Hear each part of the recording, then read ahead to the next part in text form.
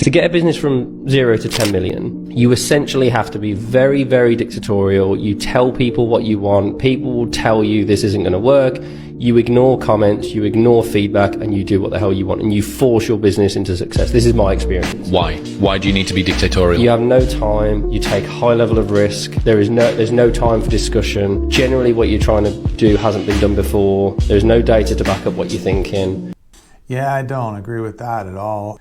You can have a vision and you can work to execute it, but you don't have to be dictatorial. There's time for discussion. The thing's not on fire. You don't have a ticking clock that allows for no discussion or feedback. It doesn't make sense to say there's no way to predict outcomes. You just have to keep rolling the dice with risk and risk everything over and over again to get there. That may have been his experience, but that doesn't certainly mean it's the only way to do it or even the best way to do it.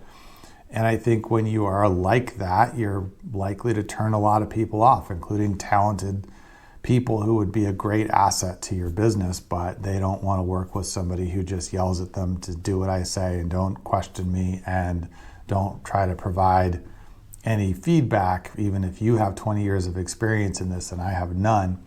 Yes, sometimes people come along and say, hey, I don't think that's going to work, or I don't think you're going to be as successful as you think. And you don't want that to get you down, but it's also foolish to just completely ignore good advice from experienced people. So you have to kind of weigh who you're hearing it from and what their motivation is and what their background is, right? People who just generally say, I don't think that's going to work, but have no idea what they're talking about. Sure, don't spend a lot of time focusing on that information. But if you're trying to break into the manufacturing industry and you're talking to somebody who has 25 years of manufacturing experience that's very similar to what you're trying to do, and they're offering you suggestions, you'd be stupid not to listen and at least hear what they have to say and see how much of it applies and what you can take away from it. So I think this is a case of somebody who's done well and they're now saying, well, this is the way to do it. Well, you may have gotten very lucky, but 99 other people tried what you tried and totally flamed out and failed. So the fact that it worked for you doesn't mean it's good advice. It just means you were exceptional and lucky in what you tried.